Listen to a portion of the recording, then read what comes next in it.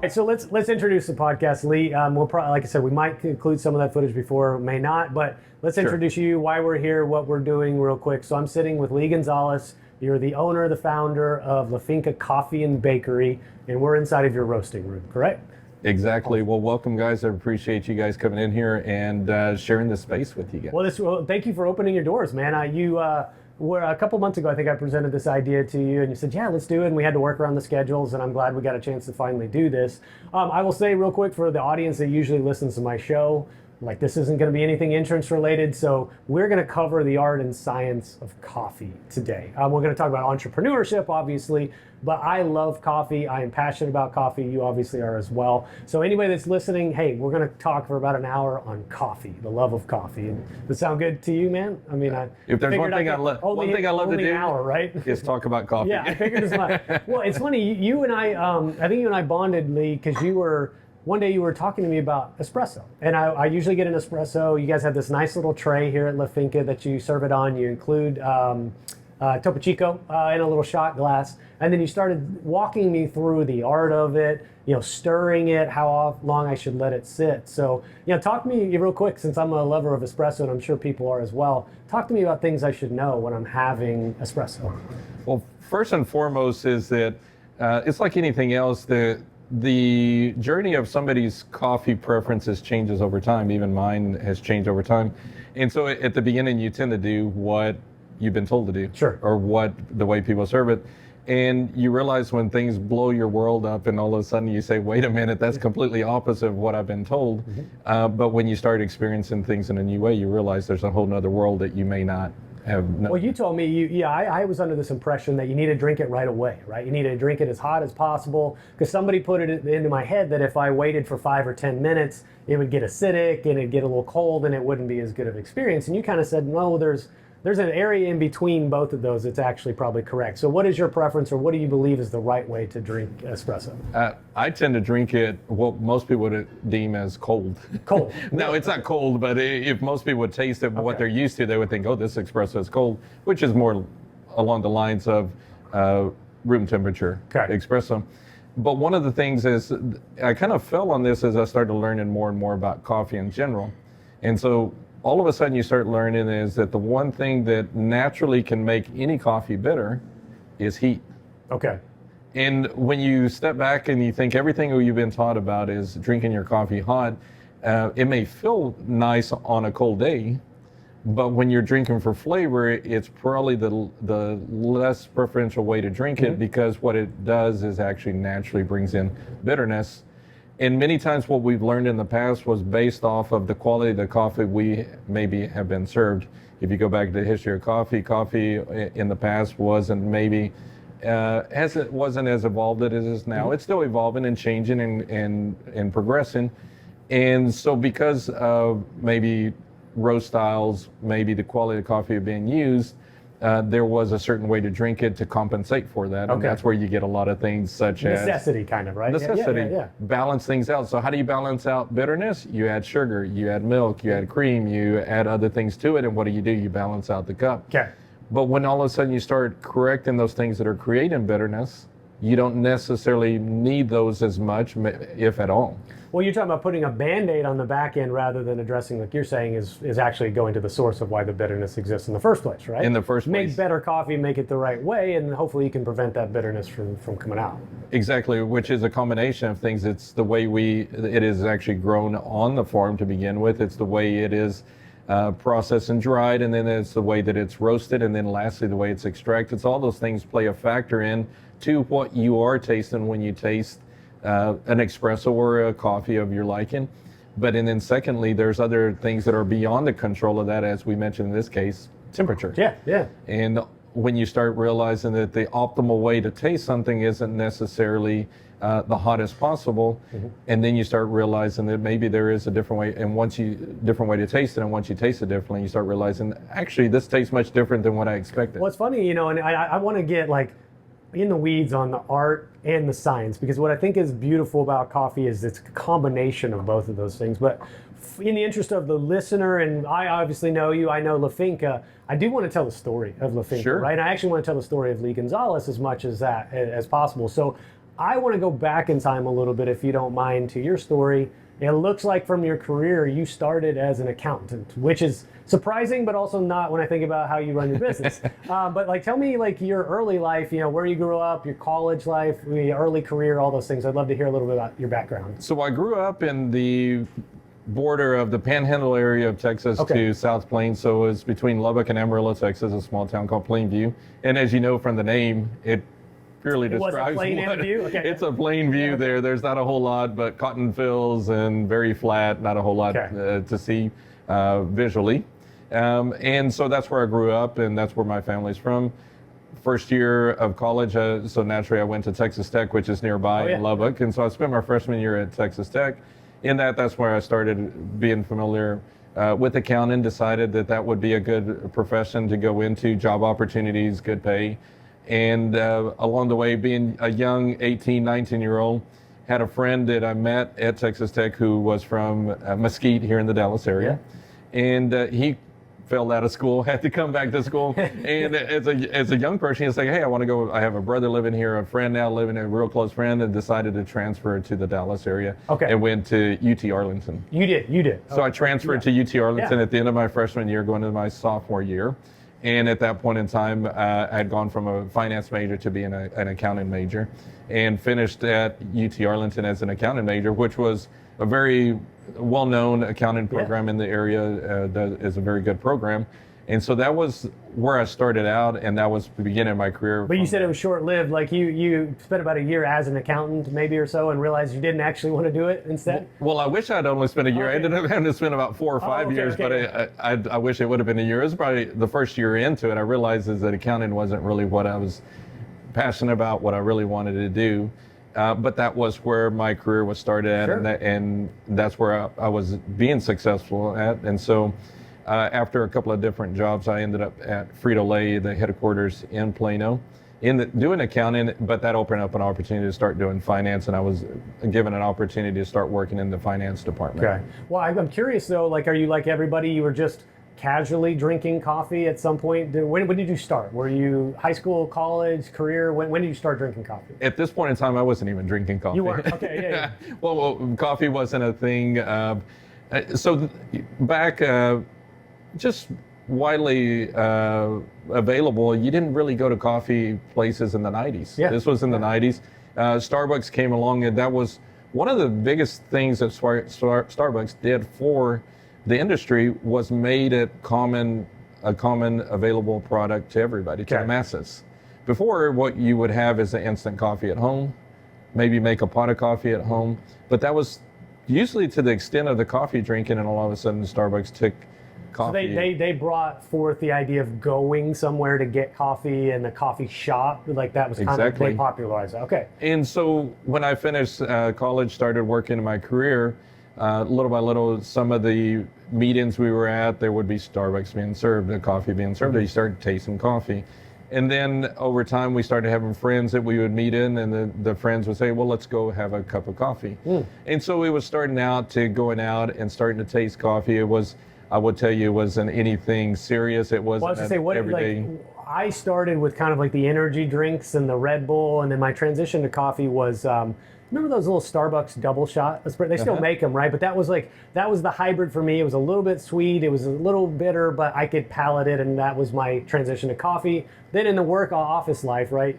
Pot of coffee was just constantly flowing, and I slowly picked up just drinking black coffee. But like, do you remember what your first coffee drink may have been, or how sweet it was? It's rather interesting when I tell you what it was. I remember exactly where it was. Okay.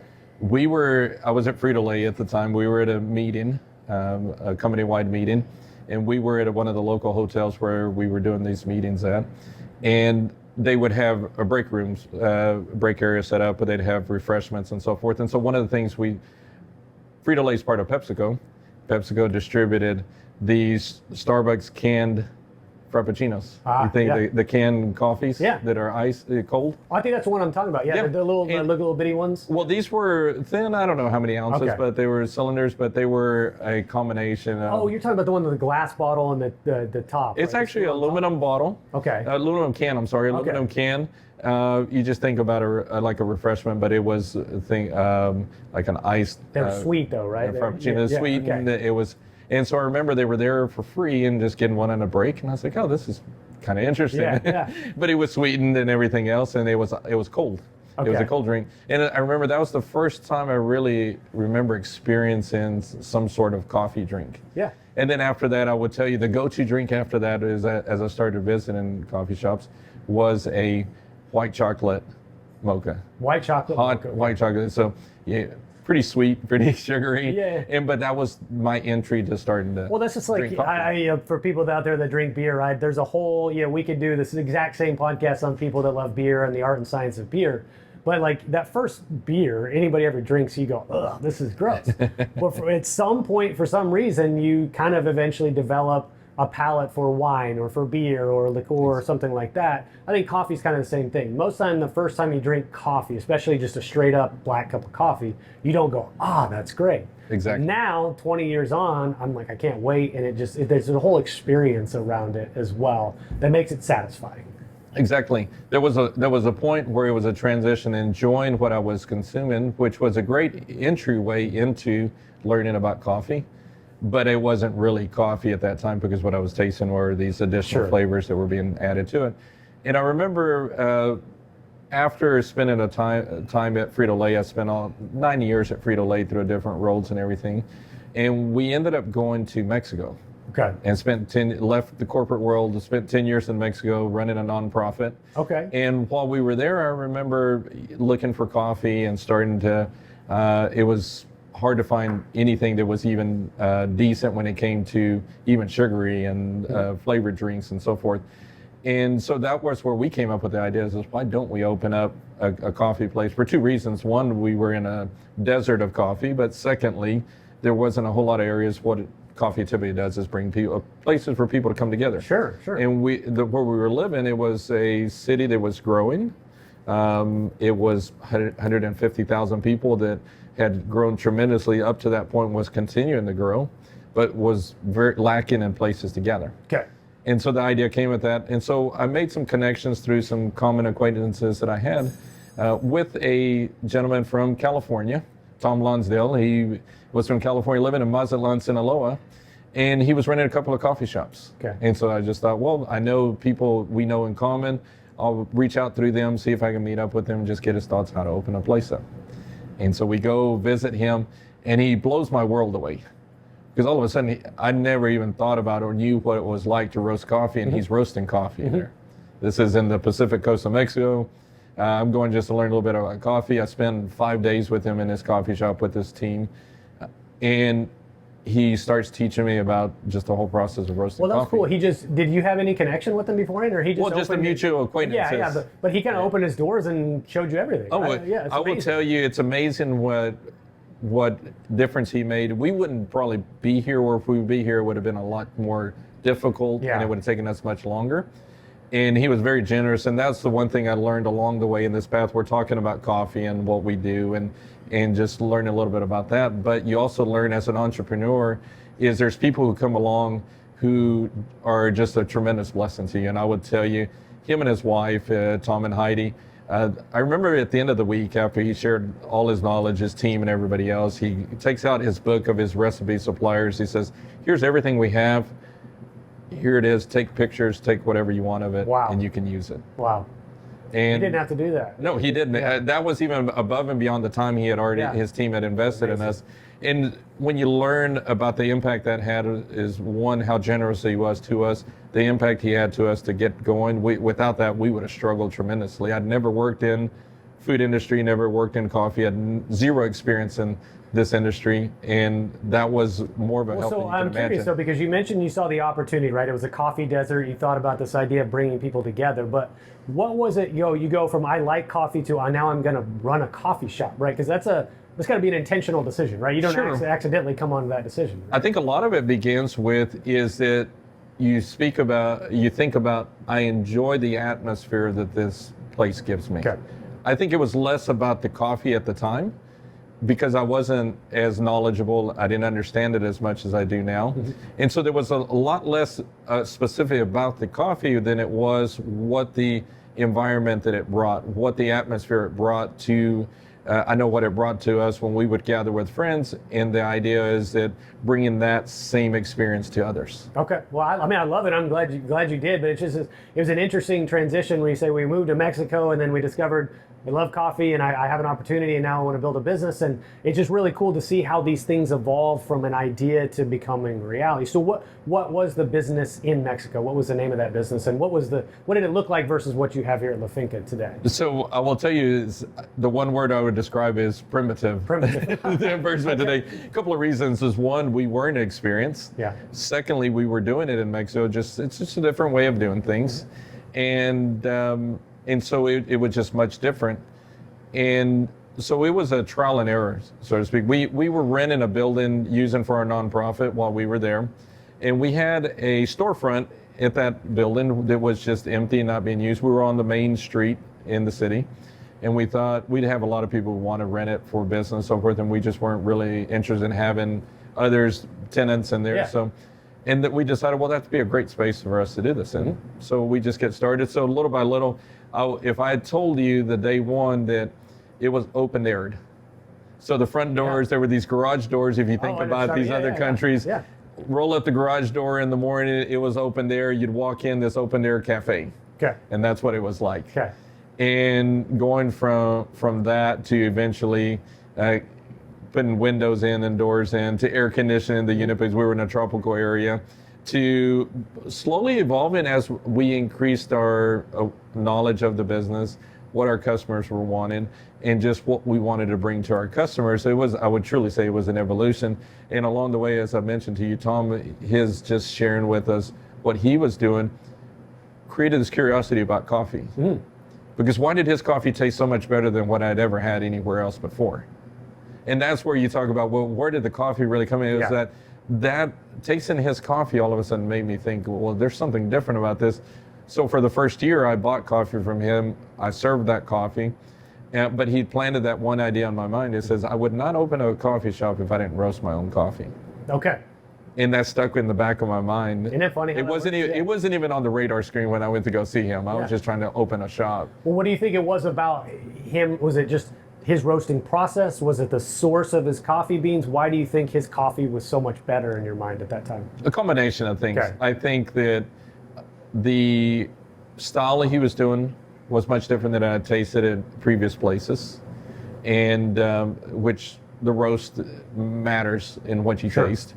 The second thing is the attention to details that his team was taking in what they prepared and served.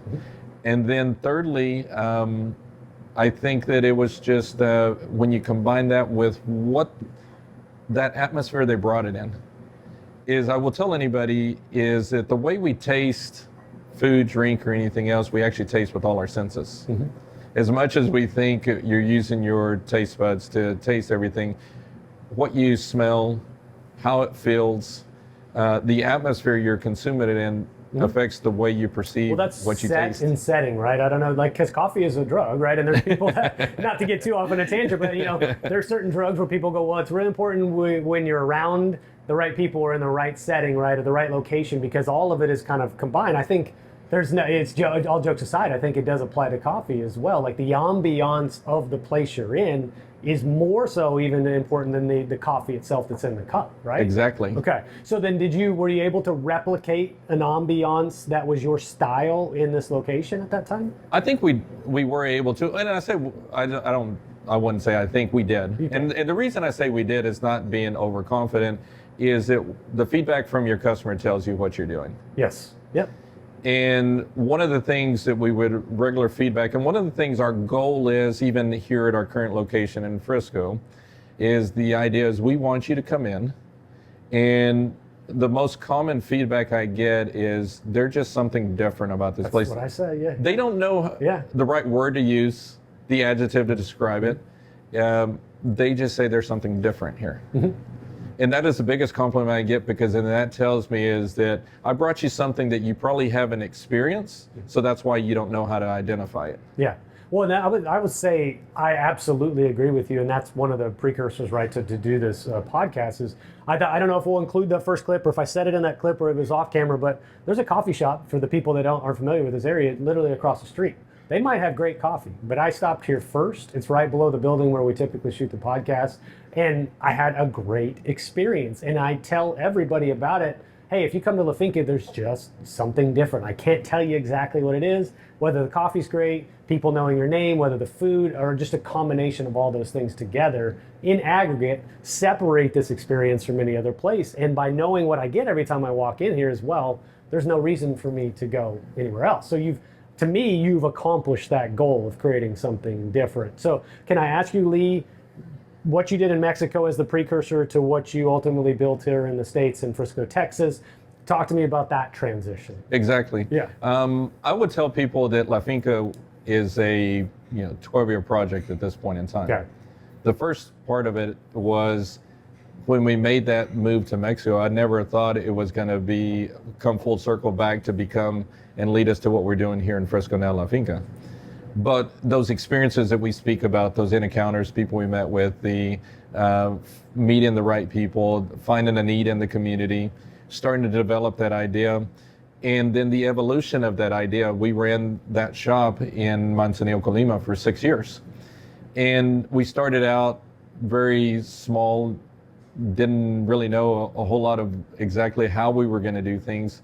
The menu was kind of fluid. We knew we were serving coffee. We had a lady who was bringing us a couple of pastries to sell.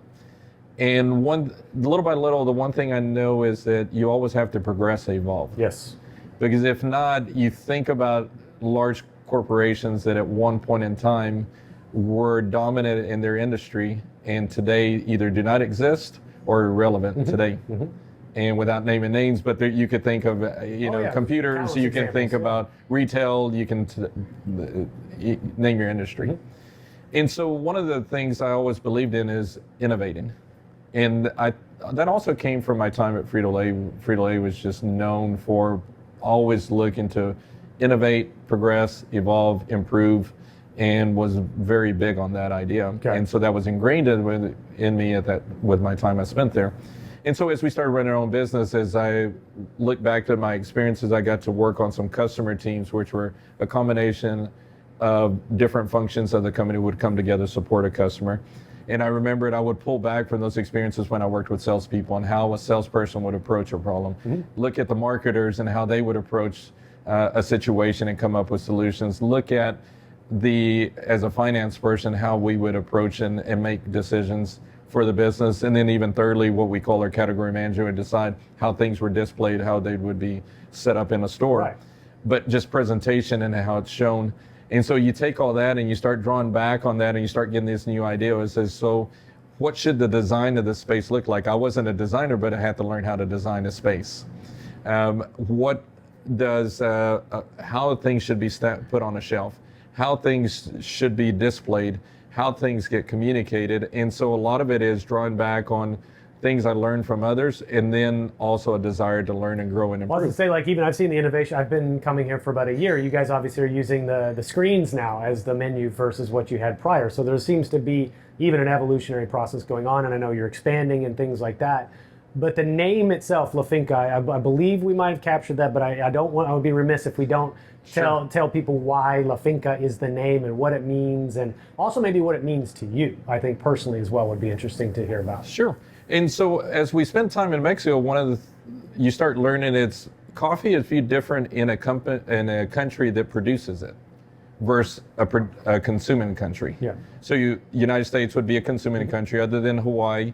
You have some Kona coffee that's grown, and now there's some places in California who are starting to do some things with coffee. But primarily, it's a consuming country, gets imported. Mm-hmm. And when I was in Mexico, you're a producing country. So you start realizing is when you start seeing how something is made, how it comes to be, which most people here in the United States don't have the access to or never really seen. And so through people I would meet in the industry while I was in Mexico, since there was coffee being grown, you start seeing the actual plant where the coffee is grown on. You would see the processing of it. It was intriguing to see where the product comes from that you were getting to know. And in Latin America, a farm is called a finca. That's one word that's used for farms. But in Latin America, when it comes to the coffee industry, pretty much all coffee farms are called a finca. Okay. They would be properly named maybe through an area or the name of the family who owns it. Just like you would name a ranch in the United States, they would name a finca. So a finca can represent other types of farms, but in coffee in itself speaks about where the coffee is grown. Okay, so La Finca, when you came up with this name, did you just know that was going to be it? I mean, did you have a couple that you were playing around with, or when you go, La Finca, that's what we're going to call? Like, I'd like to hear the evolution of I think ideas. So I remember when we named the place in Mexico, we kind of did all these different names, and we landed on a name there was because we were in an expat community.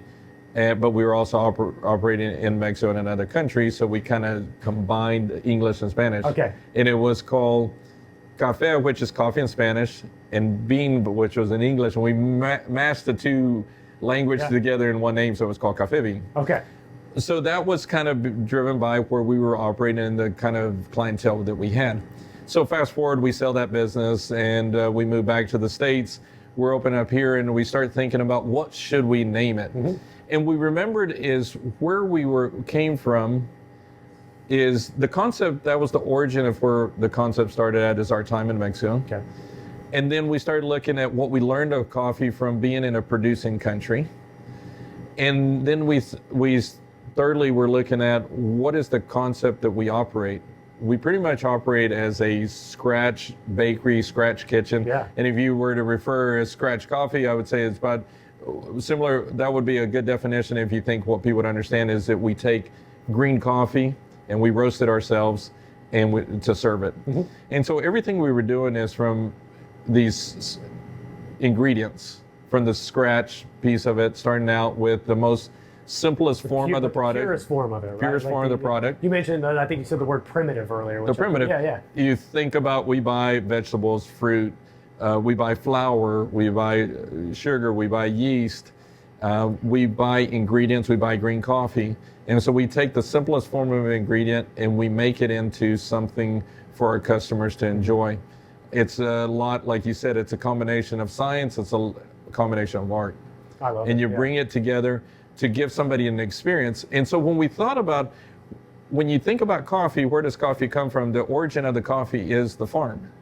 And so what better name that would represent just what our concept about is taking things from its origin. I would say this is farm to table coffee, right? I mean, exactly. Essentially is what you've kind of replicated. And now that it's all coming together to me and it's making a lot of sense, I did want to ask you something, Lee, before we move into kind of the science of it, if you will, or like kind of more the production of it. But like you mentioned, coffee from a producing company and coffee or a country and coffee in a consuming country like the States are, because we don't produce it much. What do you think about culturally? Like what is sort of intertwined and infused in the culture that surrounds a place that is producing the coffee? And do you think, is there as much a connection to the consumption side of it as there is in a place like the States where we just consume coffee all the time, but are disconnected from the source? I'd love to hear your thoughts on that. So it's amazing as you start spending time on coffee farms. I would blow your world. You would probably think the farmer there, because he grows the product, they probably enjoy coffee every evening in their home, have it for breakfast. Is that you'd be blown away to find out when a lot of coffee producers, which farmers, a word regularly used as a producer, rarely consumes their own product. Okay. Their drink of preference is probably more culturally what their in many places, indigenous groups are the farmers. And for example, I just came from Chiapas a few weeks ago. This indigenous group consumes what is called pozole. Okay. It's a base with corn. So they make this drink from the corn, because corn is a big part of the agriculture there. And so that is probably their go-to drink. We think coffee, they probably drink pozole. Okay. Though they farm coffee. Well, it makes sense to me. I could imagine, like, let's say I was working in a pizza shop, and every day I'm making pizzas for 8 hours a day, and I've got the ingredients on me, the smell. I'm probably going to have a little bit of an aversion to pizza, perhaps, and don't eat it as much as somebody might assume I am because I'm in there doing it all day long, right? And do you think that's maybe what's happening a little bit there? I would say it's actually opposite. Many of them don't even know what their product tastes like. Really? And why And you and I think about you work in insurance. You say, well, I probably should understand these insurance products and that I work with or in the industry I work in. Yeah. And there, for many of them, this is a means to money. Livelihood. Yeah. It's work. It's not pleasure. Okay. And we take coffee as consumption and pleasure, where they take it as a livelihood. Interesting. Okay. And so the perception of what it is much different. And so all of a sudden you sit down and you might meet this producer who's never even tasted their own product. Wow. So one of the interesting things we got to do, I tell you, I was in Chiapas a few weeks ago. We had a coffee we had been serving at our shop for a few months. So I took back a roasted bag of his coffee and took it back to him for him to see where his coffee had ended up. Because they have no idea what happens to it once it leaves their farm. Oh, so they don't even see the transition from the roasting process of it. Like the bean leaves their farm and that's really all they know, right? Exactly. Interesting. And all of a sudden he sees this. So what was his reaction? And so they're just amazed because it's a world they've never seen. Mm-hmm. They don't know where their product ends up. They just know that they have this product that they produce that provides income and they sell it to somebody and somebody takes it. Mm-hmm. And to see the circle being closed. And so there, in many instances, you have those people who are doing it as a livelihood, where here we're doing it as a consumption. Some people are just purely seeing it as a business, where others, we see it as something that we enjoy. Yeah. And so there's a lot of times a much different view of what the product is. Well, I'm glad I asked that question because it's something I've never considered before, and I appreciate you sort of opening my eyes to that idea. And obviously, people that are listening to this are all going to be in the States for the most part, and they're going to be coffee consumers. So, can we focus on the kind of the art of the consumption, right? Like, sure. I'd love to hear what you as the owner of a business, a coffee shop that enjoys obviously coffee as well. Talk to me a little bit about the ritual of it or the process of it and what, how you experience coffee. I'd love just to hear all of that. Sure. No guardrails, whatever you want to talk about there. So for me, as you mentioned, over the years, I told you I started out with this cold canned drink to go into a sweet latte to now enjoying the coffee in itself, black, cupping coffee, which is the way of just tasting coffee for quality and so forth, and just enjoying an espresso, enjoying it in its simplest form. Mm-hmm. And that evolution was as I learned more about the product and I learned more about the complexity of the product. Some people would be surprised to know that coffee is a fruit. So the whole idea that it starts out as a fruit, if you think of a cherry, the coffee beans would actually be the pit of a cherry. Okay. So there's two coffee beans that face to face that are the inside the fruit. So one of the first things I experienced, I remember going to a coffee farm, is taking a ripened cherry off a tree and eating it, and realizing it's like eating a fruit. Yeah. A very so it is called a fruit. Cherry. The cherry. Yeah. Is okay. So this is something I've never even considered. So it literally is on a tree inside of a cherry is what it's called. So it's sweet. Like what would you compare it to? Okay. I would say think of any kind of sweet red fruit. But do you spit out the seed then? Yeah, and that would be the coffee itself. So normally, you would spit out the seed, but that's how you could just eat it, that it is truly a fruit. Okay. So now you start thinking about if it is a fruit, that fruit has flavors. And those flavors are visible in a coffee that's properly produced. Mm-hmm. Mm-hmm.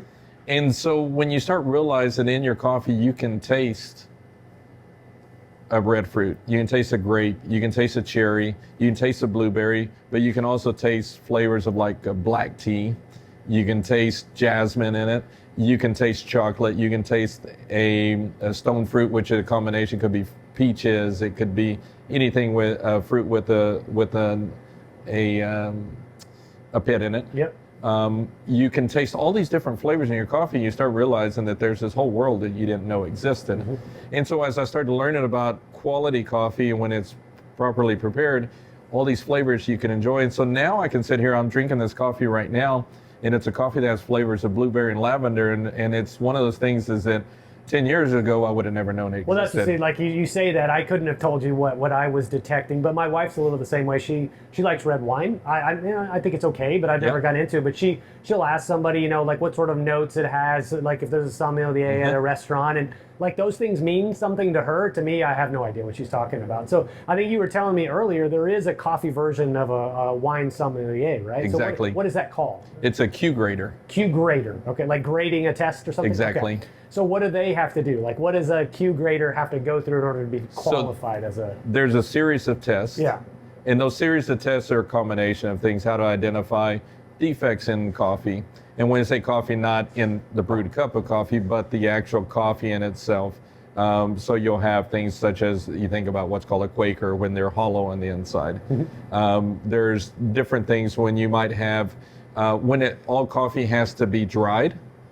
If it's grown it's inside of a fruit, well, there's moisture. Well, if you don't if you don't dry that moisture out, what do you get? Mold, right? Yeah. There can be mold in coffee. Okay. There's a lot of things, so those are called defects. Yeah. And then other times is if the roaster doesn't roast it properly, you can have defects regards to from a roast. And so they have to be able to identify, for example, quality, defects in beans. They have to identify aroma, so you'll get this list of aromas that you have to smell, and you have to identify what they are. Okay. And you have to get them all. You have to get them all right. See that? Like I'm fascinated by this because I don't smell all that well. I have to have something very pungent or very powerful to Exactly. smell. And even when I taste stuff, there's a taste, but I can't go to the level of what you're describing. And I almost feel like I'm missing something, right? To be able to detect something at that granular of a level sounds fascinating. It is, and that's where you go back when you say, well, how do you enjoy coffee now? How do you prepare it now? Once you start discovering, I won't say that I know them as well as some other people who have been doing this much longer, more developed palate. But from what I used to know, I know a lot more than I used to. So as you start discovering things, you think about when all of a sudden you discovered something you didn't know, and you're like, where's this been all my life? Yeah. It's kind of that. And so then you start preparing a drink, and I tell you about this coffee we're drinking right now. It's an Ethiopian coffee that is a natural process, meaning that it is dried in the sun with the fruit on, and then it's depulped, and so it just gets a lot more of the fruital notes to it. Okay. And all of a sudden, but if I grind this slightly different, I can highlight I told you it tastes like blueberry and lavender. If I want to bring out the lavender more, I can grind it a certain way to make the lavender be a lot more present than the blueberry. Okay. If I want to highlight the blueberry, I can do that. And so when you start realizing, well, the flavors are there, but all of a sudden, sometimes through accident, sometimes intentionally, you make it taste different and say, wait a minute, how did I do that? Yeah. And it becomes this rabbit hole you start going into and realizing is that even this one coffee, I can make it taste a couple of different ways. Even the way I roast it can make it taste different. Well, that's what, I think there's so many parallels between this and wine. You know, one of my favorite artists, his name's Maynard James Keenan. He's the lead singer of a band called Tool, but he also has a vineyard in Arizona, and he talks about how the season itself, the soil at that point in time, the weather that actually, all of those things go into a vintage, right, of the wine. I feel like the same thing applies to coffee, right? Exactly. Yeah, so you may have that one batch at that one moment in time that tastes exactly like this, and you may or may not be able to replicate it ever again exactly the same way. Exactly. Because most people don't think of coffee that it's actually an agricultural product. People think of it as that's seasonal, that's it's a crop. It's not a commodity. If you think about corn is corn usually. Some might be a little sweeter than others, but corn is corn. But how this is taken care of by that farmer can change. Even the same coffee this year that you loved might not be just as good next year. It can be affected by the weather. It could be affected by how it was taken care of. If it was harvested at its peak ripeness, harvest too early, too late. It could be disease can, impact plants. And all these things go into it that just because you had it right now doesn't mean it's going to be here the rest of the year. When it produces a certain amount, and when it's out until the next harvest. Well, see, that adds to the special nature of it, right? I mean, it may be hard to replicate it ever again, so that you kind of consider that in the consumption process itself. That's the art a little bit behind it as well. I do want to ask you, though, your opinion, because I saw you guys, you got Nathan and Weston pumpkin spice latte or something to that effect.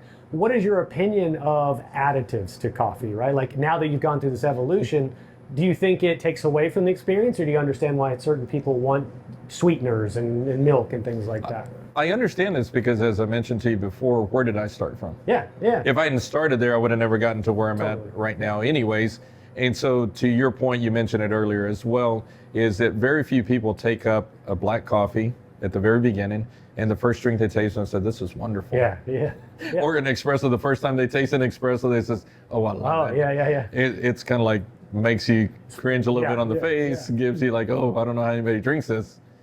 It becomes an acquired palate. It becomes something that you get to know, and sometimes that pumpkin flavor, that caramel, that vanilla, can be the entryway to having somebody start learning and experiencing things. Because the one thing we get is that I would be misleading you to think that we serve all black coffee and espresso all day long.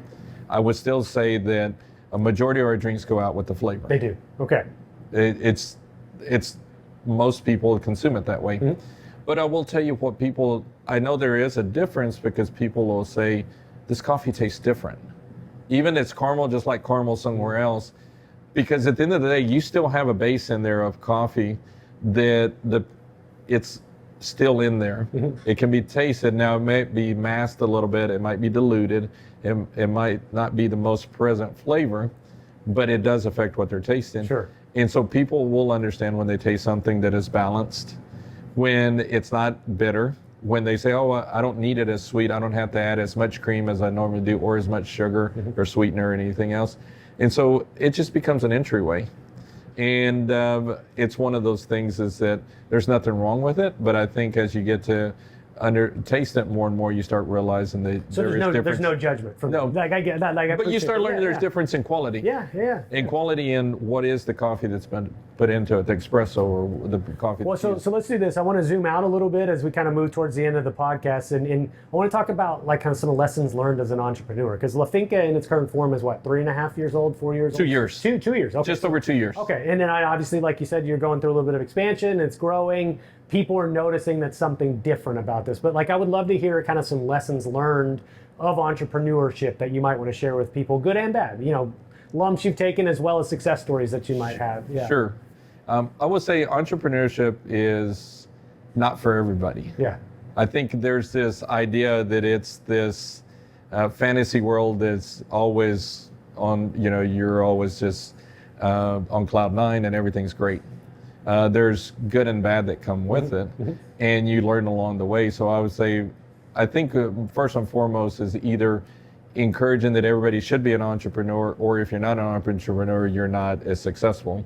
I think it's neither or. Yeah.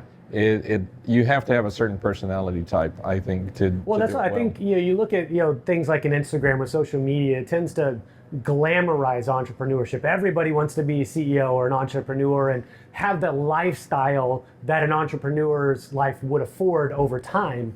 Not everybody wants to actually do the work and go through the challenges and the long days and 7 days a week instead of 5, right? It's not a 40-hour work week. I presume it's a 60, 70, 80-hour work week as an entrepreneur. Exactly. So did you know all this going in, and like maybe what can you share as not necessarily a cautionary tale, but a reality of what it's like to be one? I think I started, as I mentioned before earlier, when I was at Frito-Lay, the culture was very entrepreneurial.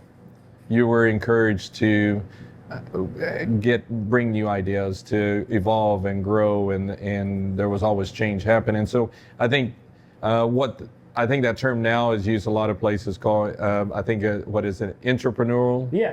Being able to operate like an entrepreneur in a company. And I think that was really the culture there. So it helped me. So when I actually left there and went out and actually was doing something for myself, starting a nonprofit, started the first version of what we're doing now, is that when I actually had to be an entrepreneur, that helped prepare me for that experience. And I always tell people, even now, I get a lot of people ask, is like, oh, I would love to do what you've done, or I'd love to, start my own business, and they admire what we do. And I would like to bring them to the reality is the number one way to prepare to be a successful entrepreneur, I think, is go learn from somebody else first. Okay. I had that though it was in a company, but I had those 9 years, and even prior to that, I worked for a radio station company that went through, for 3.5 years, we went through merger after merger. It was when the industry was consolidating. Yeah. And so we went from a handful of radio stations to over 1,000 in 3.5 years. Okay. And so just operating in those environments helped me learn two things, I think, to how to create ideas, how to implement ideas, but secondly, to learn to manage stress and pressure. Yeah. Because a lot of that comes with it. Because the glamorous side is the success you see, the not glamorous side is the stress, sometimes having that sleepless night, having, working 12, 14, 16, 18-hour days, and having to turn around and do it again the next day when physically you don't feel like it. Having the emotional stress when things seem to be falling apart all at the same time, and you're just not really sure what the future holds. But your job as the entrepreneur, right, as the owner, is you've got to project confidence and stability, be stoic almost in the face of these pressures, because you don't want the rest of the people that are working for you to be scared or worried, or maybe to start embodying the stress that you're putting out into the world at the same time. Exactly. And so all those things, when I was able to do those with previous employers, though it wasn't for myself as an entrepreneur, but in a company, I think prepared me when then it was doing it for myself. Then just learning, not to say I knew everything. There's tons of things. The one thing you'll learn is that you don't know everything you need to know. Yeah, of course you don't. And you're learning along the way. You're evolving, you're changing. There's no playbook sometimes. I mean, you can have a vision, a plan, but the day-to-day, it's not always all scripted out. And all of a sudden things change and you have to learn, okay, I've never done this before, what do I need to do? And so you start learning on experience, networking with other people who have done these things before, and have that team around you who can encourage you and who can motivate you and who can also help, just kind of take some of that load at times for you. And so I think that's the biggest part of it, is that it's great. I wouldn't trade anything for it. I've been an entrepreneur now for 12 years that I've truly worked for myself. And I would say I've seen successes. I think overall people will look from the outside and say you've been very successful. But they don't know from the inside there's been those times where they didn't sleep well because of stress. Where I remember when we opened here in Frisco, we opened middle of COVID. So we started construction. We signed a lease beforehand. We just moved back from out of the country. We had a certain amount of money saved up to get started again from when we moved back from out of the country. And then all of a sudden, the construction was delayed of the building we were going into. And then when we finally get started, COVID starts happening, and then construction costs were starting to overrun, and it was just, and then the time frame that we thought from when we started to when we were being open up, we thought we were going to be open 6 to 8 months. It lasted a year and 10 months. Jeez. And so all of a sudden you're sitting here thinking everything seems like you see money going out the door for one obstacle after another coming up, and you're sitting here thinking, okay, what do we, how do we do this? And so those are the pieces people don't know. Well, I can say that, but if you started a business during that time and were able to come out the other side of it, I mean, just the problems you had to solve during that time, the challenges, the stress of all that, the resolve and resiliency I'm sure that you built, prepared you, right? I'm sure it made you streamline your business. It made it way more efficient, made you probably really focus on the things that had to be done to survive. And then the other side of this means you're probably more prepared, in my opinion, to grow, at least from an outsider's perspective. Exactly. There is somebody who I follow fairly regularly on some podcast leadership and so forth. And usually the lack of resources drives innovation. Okay. Lack of resources can be a combination, talent, money, a lot of different things. But the lack of some is usually results in the greatest innovations that you can have in a business and personally in different ways. And so it just causes you to problem solve, think differently, come up with solutions, and which in return is what leads to those successes. So at certain times, I would say those obstacles are welcome, but they're not always pleasurable while you're going through them. Well, there's that book, The Obstacle is the Way. Ultimately, like this hard stuff you go through is where the growth happens. So let's end on that. The growth of La Finca. Where do you want to be in the next 3 to 5 years with this business you've created? So the number one thing I've always learned is that if you ever want to set a goal and you hold yourself accountable to it, tell somebody what it is. Okay, so say it out loud. Yeah. Say it out loud. Yeah. And now you don't necessarily need to tell everything to everybody, but once you speak it out loud, you create some accountability to actually follow through. And that's where we're at right now. So our number one goal is, I'll give you what the actual goal is. Yeah, I'd love to hear it if you don't mind sharing. The goal as well is that we are working on building a sustainable business. What does sustainable mean in what we're trying to do? If you go back and look at the news, the hospitality industry the labor force is just going through major transitions. People are leaving it pretty fast. Wages are having to go up a lot in a short period of time to retain talent.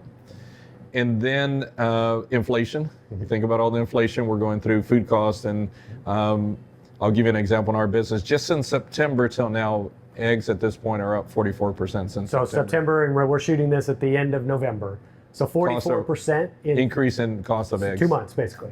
Wow.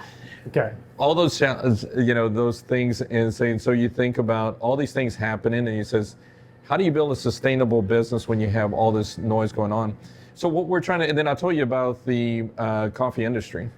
One of the things we haven't even touched on is the majority of coffee farmers are small holders, so they own small parcels of land, family land usually, very small, so there's not a lot of opportunity to scale and increase in size. And lastly, most of the small farmers live in poverty. And I won't go into the whole details of the economics of it, but the economics of the coffee industry are just not good, specifically for the farmer. So you sit here and I just lay out an equation and say, boy, this doesn't look like a very good space to be in. A business that labor is getting expensive, the farmers are living in poverty. There's a lot of equations that aren't right. So how do you make this work? And so our whole idea is, how do we create a sustainable business that people don't have to leave this industry because you have to grow up and become an adult. Everybody loves to be a barista until they have to pay bills. And so what we're saying, how do we fair wages for those people who want to make and who want to become that expert, who understand what coffee should really taste like, and be able to share that with the customer? How do we fairly compensate farmers for what the work they're doing? And so how do we do all this and create, and then still provide back to the community that whole. We talk about being part of the community and really giving a gathering place for a community. And we literally mean it. Most coffee shops say we're about community. We try to truly be a spot for the community where they think about where they gather, where they meet. And that whole idea where they come and says, it's different there. That's what we want to bring to communities. And so our idea is, how do we create this business model to do that? There's two ways to do it. It's going to cause to be innovative. But secondly, the only way we can truly do it is we have to scale. As a single location place, there's no way we could probably do too much in that. And so that is our incentive to grow isn't for growth's sake.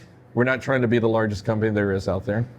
But we also know in order to accomplish these things, we haven't even touched on how do I provide health care for my people in the industry that normally don't get health care. And in order to do all these things, is that we have to scale. Scaling is the name of the business. And that's why we're going to our next location next month. This is why we have another location, a production area for our coffee roast and our bakery, and another shop that we're signing agreements for in the next couple of weeks. We sign formal agreements with a city who has invited us to go be a part of that location. Wow. And then we're negotiating a couple other places at the same time. And so we have this, how far will we go with this? I don't know. It's how far can we make this successful, but producing the results that we want to give fair compensation to farmers and fair compensation to our employees, and continue to make a community impact. And it still provide a great experience and still keep it affordable, right, to the end consumer so that the business can grow. So you think scale is a survival and a sustainable mechanism at the same time, right? That economies of scale that created by having 10 locations rather than one. You can accomplish that goal.